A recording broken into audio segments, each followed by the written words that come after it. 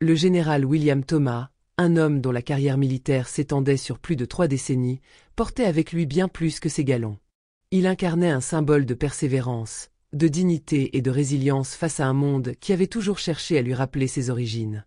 À 52 ans, il n'était pas simplement un leader dans l'armée, mais un pionnier pour la communauté noire. Chaque étape de sa carrière avait été marquée par des défis auxquels il avait répondu avec une maîtrise inébranlable, prouvant qu'il méritait chaque ascension, chaque honneur qu'il avait reçu. Son nom était respecté dans les cercles militaires, il était un stratège accompli, un expert en gestion de crise et un mentor pour ceux qui le suivaient. Les jeunes soldats noirs voyaient en lui une figure de lumière dans un monde souvent dominé par des figures blanches. Pour eux, Thomas n'était pas seulement un général. Il était l'incarnation de la possibilité, la preuve que les barrières, bien qu'immenses, pouvaient être surmontées. Ses années de service avaient forgé son caractère. En tant que chef militaire, il avait traversé des zones de guerre, traité avec des politiques complexes et des crises internationales, souvent sous une pression constante. Mais malgré sa position élevée, il n'avait jamais perdu de vue ce qui l'avait motivé à rejoindre l'armée, la conviction qu'il pouvait contribuer à changer le monde, à rendre les sociétés plus justes, moins divisées par des lignes de couleur, moins prisonnières de l'injustice systémique. Le général Thomas n'était pas du genre à rechercher les projecteurs. Il savait que son travail, son influence et son impact résidaient dans les moments où il pouvait guider les autres dans les moments de doute. C'était ainsi qu'il avait inspiré de nombreux jeunes hommes et femmes issus des communautés noires à rejoindre l'armée, à devenir des agents de changement, et à poursuivre des carrières qui, dans d'autres contextes, leur auraient été interdites. Ses discours, toujours empreints d'humilité, rappelaient à chaque personne qu'il rencontrait qu'ils étaient capables de plus qu'ils ne croyaient. Le général Thomas savait qu'il représentait bien plus qu'un simple soldat. Il était un modèle, un guide, et une voix dans une armée de silencieux. Ce jour-là, après une réunion de haut niveau au Pentagone, où les discussions tournaient autour de l'avenir stratégique des États-Unis et des questions internationales complexes, Thomas avait été rassuré par le sérieux de ses collaborateurs. Les responsables militaires et gouvernementaux l'avaient salué pour ses analyses brillantes et ses suggestions constructives. Ce n'était pas tous les jours qu'un homme noir occupait une telle place dans un environnement aussi dominé par les figures blanches, mais cela n'avait jamais été une source d'inconfort pour Thomas. Il avait appris à naviguer dans ce monde, toujours avec le même niveau de respect qu'il exigeait pour lui-même. En quittant le Pentagone, un sentiment de calme enveloppait le général. Il s'échappait enfin de cette atmosphère tendue de politique, et il pensait déjà au vol qu'il prendrait pour Los Angeles dans quelques heures, pour continuer ses efforts diplomatiques. Il roulait à travers les rues de Washington, appréciant la chaleur douce de l'après-midi. Sa voiture, un modèle noir impeccable, glissait silencieusement sur le bitume. Le général baissa légèrement sa vitre pour profiter de l'air frais. Les plaques d'immatriculation militaire étaient un témoignage visible de son statut, ses années de service marquées dans chaque détail de sa vie. Cependant, ce moment de tranquillité fut soudainement interrompu. Un grondement de sirène se fit entendre derrière lui. Une Chevrolet Impala noire surgit et se gara brusquement à côté de lui, interrompant sa réflexion.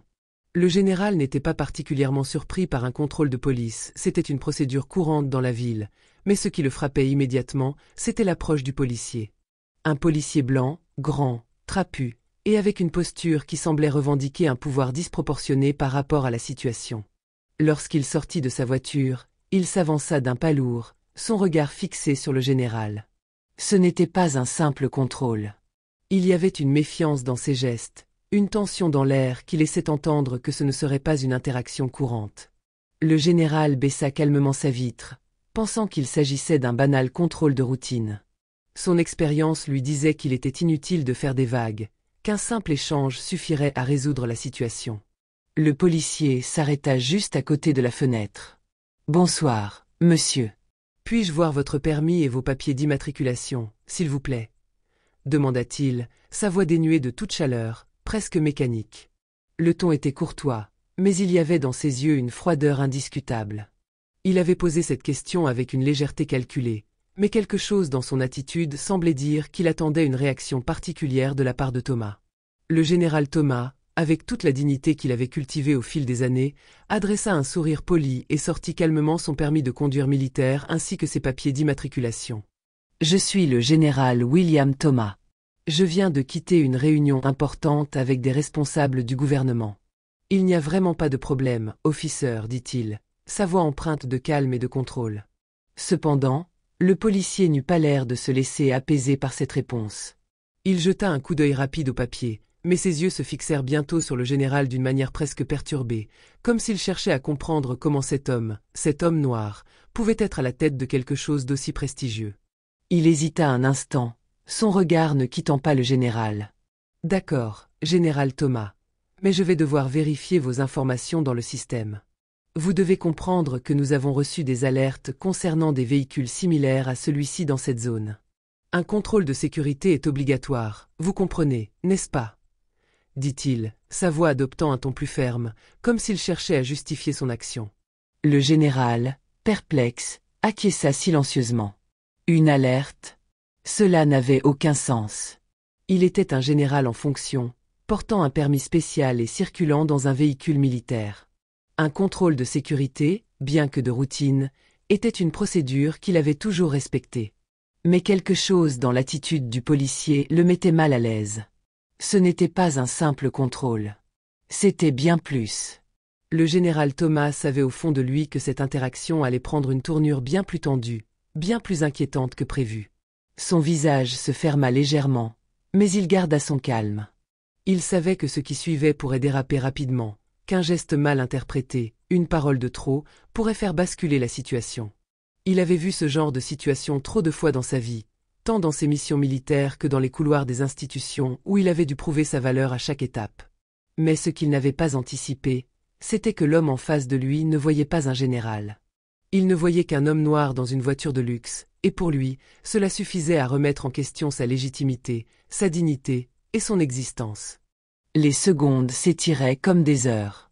Le silence autour du général Thomas semblait s'intensifier à mesure que la tension montait. Ses mains, fermement posées sur le volant, ne tremblaient pas, mais son esprit était en pleine effervescence. Le contraste entre sa carrière militaire exemplaire et l'humiliation qu'il subissait devenait insupportable. L'odeur d'injustice emplit l'air, mais le général savait qu'il devait garder son calme. Ses années d'expérience sur le terrain lui avaient appris à ne jamais céder à la pression.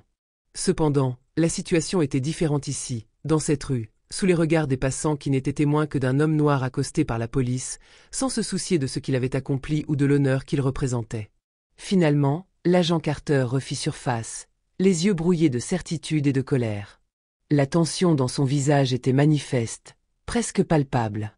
Il s'approcha avec une posture plus agressive, comme s'il venait d'assumer une autorité bien au-delà de ses pouvoirs. « Désolé, général, commença l'agent d'un ton sec, mais je vais devoir vous sortir de votre véhicule. Nous avons des raisons de croire que vos papiers ne sont pas en règle. Il est de mon devoir de faire une fouille. » La violence verbale dans sa voix trahissait un sentiment de revanche, comme si le général était désormais un ennemi qu'il devait affronter, pas un citoyen respecté. Le général Thomas, pour qui l'honorabilité et l'intégrité étaient au cœur de son identité, sentit l'humiliation lui monter à la gorge. Mais il maîtrisait ses émotions comme il l'avait appris pendant ses décennies de service militaire. « Agent, je vous ai déjà montré mes papiers. Tout est en règle. Je vous conseille de vérifier vos sources avant de me faire sortir de mon véhicule de force. » Il avait pris une profonde inspiration, conscient que son calme était désormais sa seule arme. Mais l'agent Carter, son expression devenue plus dure et obstinée, ne sembla pas disposé à l'écouter. « Je vous ai dit de sortir. Vous n'êtes pas au-dessus des lois. Je n'ai aucune patience pour des leçons de civisme, général. » Le général, se retenant à grand renfort de volonté, essaya de garder sa voix aussi posée que possible. « C'est une violation de mes droits. Si vous persistez, je vais appeler mon avocat, et vous serez responsable de ce qui arrive ensuite. » Mais son avertissement sembla à peine effleurer l'esprit de l'agent. Il se contenta de faire un geste brusque de la main et de faire signe à deux autres policiers qui arrivaient en renfort. Le général Thomas sentit immédiatement l'atmosphère se charger d'une nouvelle menace. Il avait été pris au piège dans un jeu qui n'avait rien à voir avec la justice, mais tout à voir avec la domination. Les deux policiers arrivèrent près de la voiture avec une rapidité militaire, leurs gestes synchronisés et menaçants. À cet instant précis, tout le poids de l'injustice apparut clairement au général. Ce n'était pas un simple contrôle de routine. C'était un acte de pouvoir, une tentative d'humilier un homme puissant et respecté juste parce qu'il portait la peau noire. « Vous allez sortir de ce véhicule et vous allez nous suivre, général, ordonna l'un des policiers, une main posée fermement sur la portière. L'intention était claire. Il s'agissait d'un déploiement de force pour affirmer leur autorité. Le général, bien qu'il sentît la colère bouillonner en lui, demeura figé dans son siège. Il savait que répondre par la violence ne ferait qu'alimenter l'incendie. Pourtant, chaque mouvement des policiers, chaque mot qu'il prononçait, semblait réduire à néant tout ce pourquoi il avait lutté. Il sentit ses souvenirs d'une vie de service et de sacrifice se transformer en un fardeau d'humiliation. À ce moment précis, une vague d'incompréhension l'envahit. Comment pouvait-on l'abaisser ainsi, malgré tout ce qu'il avait accompli pour son pays, pour sa communauté, pour son peuple? Il était un général de l'armée américaine, un homme qui avait risqué sa vie sur des champs de bataille, un homme qui avait vu la guerre et les épreuves, mais jamais il n'aurait imaginé qu'un jour son seul crime serait d'être noir dans une société qui continuait de le juger au-delà de ses mérites. Les passants avaient cessé leur marche, certains s'étaient approchés, fixant la scène avec des regards incertains. Quelques-uns prenaient des photos, et d'autres chuchotaient des mots inaudibles, mais aucun d'entre eux n'osait s'immiscer dans cette scène de plus en plus dégradante. Le général remarqua l'attitude hésitante de certains, comme si l'ambiguïté de l'incident rendait leur soutien trop dangereux à exprimer. C'était comme si un mur invisible séparait l'élite de ceux qui seraient toujours les témoins passifs d'une injustice systémique. Les policiers, maintenant 3, entouraient son véhicule. L'un d'eux, un grand gaillard au visage fermé, plaça sa main sur le toit de la voiture, comme pour signaler la fin de toute discussion. Un sourire cruel effleura les lèvres de l'agent Carter lorsqu'il se pencha vers le général. « Je vous ai dit, dit-il d'une voix basse, presque menaçante, général ou pas, vous êtes ici un criminel. Et dans cette rue, personne ne vous connaît. » Son rictus semblait vouloir dire que la vérité ne comptait pas. Ce qui comptait, c'était l'apparence d'autorité qu'il exerçait. Le général, au bord de l'implosion, répliqua d'une voix plus forte, dépassé par l'absurdité de la situation. « Je suis un général de l'armée des États-Unis, vous me traitez comme un criminel? Vous allez le regretter. Vous ne pouvez pas faire ça. » C'était une brève perte de contrôle, une réaction purement humaine face à une injustice criante. Les passants se mirent à murmurer plus fort, quelques voix affirmant que ce n'était pas normal, que l'homme qu'ils voyaient devant eux ne méritait pas cela. Mais à part quelques murmures de désapprobation, la foule resta figée, spectatrice d'un événement qu'elle n'osait ni juger ni interrompre. C'est à ce moment-là que l'agent Carter, d'un geste sec et brutal, attrapa fermement le bras du général, forçant son bras à se lever. Le général sentit une pointe de douleur alors qu'il était poussé hors de sa voiture. Le regard des policiers, concentrés sur l'humiliation qu'ils infligeaient, ne comprenaient pas qu'ils étaient en train d'écraser un symbole de dignité sous le poids de leurs préjugés. Le général Thomas, debout face à eux, resserra sa mâchoire, déterminé à ne pas se laisser briser. Mais il savait, au fond de lui, que ce n'était pas seulement sa liberté qui était en jeu.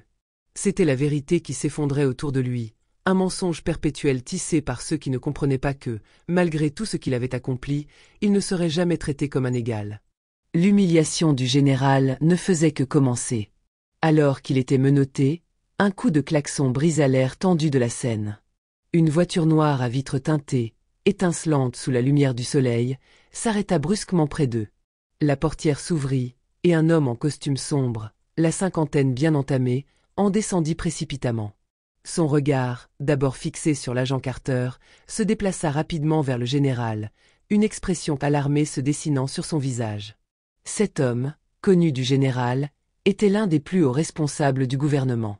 Le général Thomas avait servi sous ses ordres à plusieurs reprises, et cet homme était l'un des rares à connaître sa véritable identité, la profondeur de son engagement et de son statut.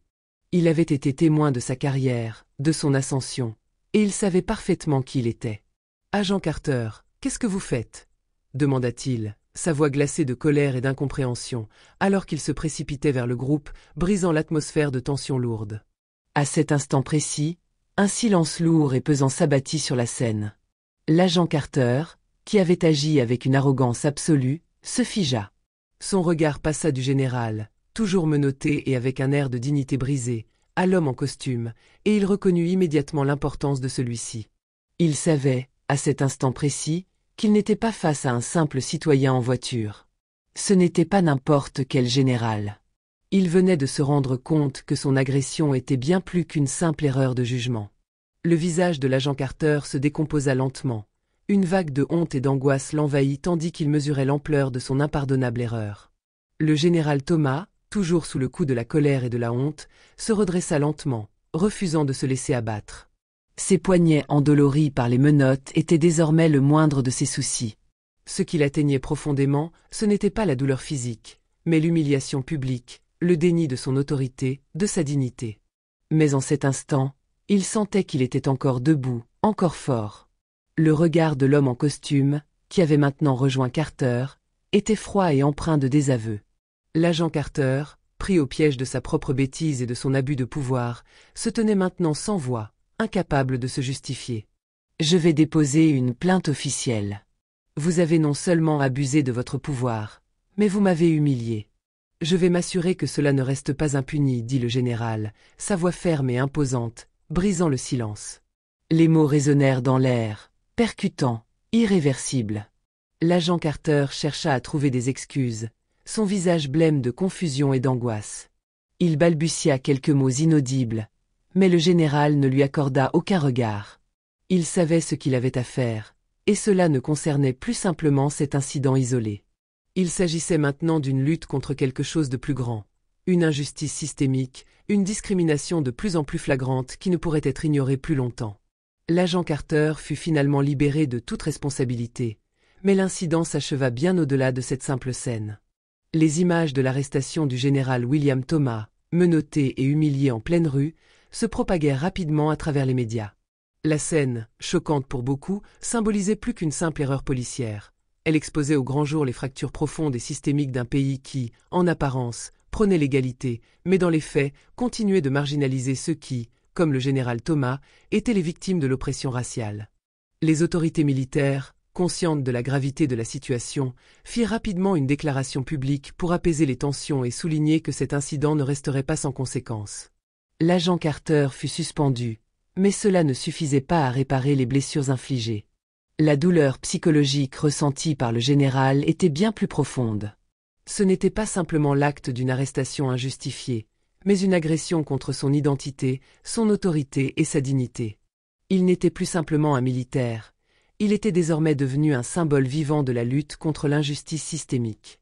L'homme qui avait fait son devoir avec honneur et discipline dans l'armée se retrouvait contraint de se battre sur un autre front, celui de la reconnaissance de son humanité, de son égalité en tant qu'individu. Les jours suivants furent marqués par des réactions en chaîne. Des voix se levèrent, des personnalités publiques exprimèrent leur soutien au général Thomas, et le gouvernement se vit contraint de prendre des mesures pour traiter l'incident. Mais, pour le général, ces déclarations ne suffisaient pas à apaiser la douleur de cette humiliation. Il était désormais un homme transformé, non par ses galons militaires, mais par la colère silencieuse qu'il portait désormais en lui.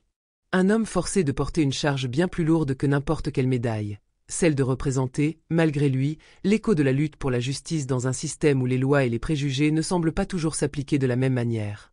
Son histoire, cette humiliation publique, serait gravée dans les mémoires comme un avertissement. Le général William Thomas n'était pas seulement un homme de pouvoir. Il était devenu un cri de justice contre un système déshumanisant et raciste. Un homme qui, même avec son statut, ses distinctions et son service exemplaire, devait constamment se battre contre un ordre social où l'apparence pouvait déterminer le respect, et où la couleur de peau était parfois la seule chose qui comptait.